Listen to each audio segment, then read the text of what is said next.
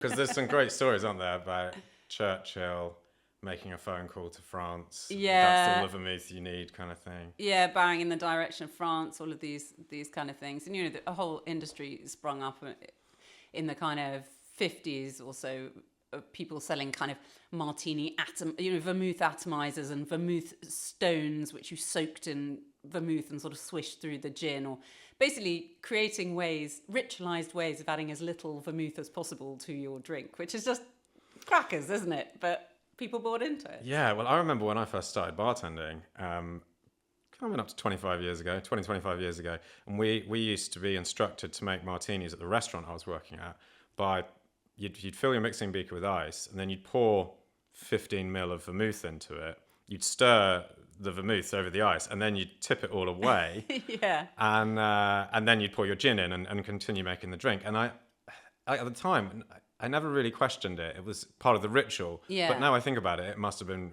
something made up by a vermouth manufacturer. Just to get you through, getting through more vermouth. Yeah. Yeah. Well, then it must have been like, oh, we can't have this. Like, everyone's using kind of like 0.5 mil in a martini. It takes like 5,000 drinks to get through a bottle. So let's instruct them to stir it around the ice and dispose of it down the drain.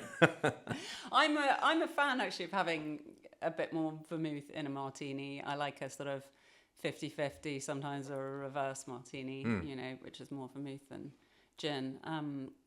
Obviously, it depends on the vermouth and depends on the gin, and it depends on the day. And perhaps if it's a good day, I might have a 5-1, and if it's a bad day, maybe a 10-1.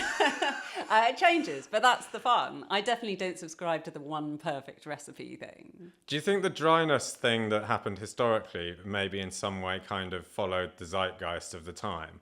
So, like you say, you go sort of drier when it's a more stressful day. Do you think it's possible that, like, I don't know, wartime martinis had to be super, super dry? Yeah. Get to the point, all right? I've got a war office to get to. This drink needs to hit the spot quickly.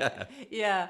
Well, I mean, there's no one knows for sure, do they, why this sort of cult of dryness took off? But I know Jared Brand and Anastasia Miller theorised that it was simply a wartime shortage of vermouth, and that was people making a virtue of that.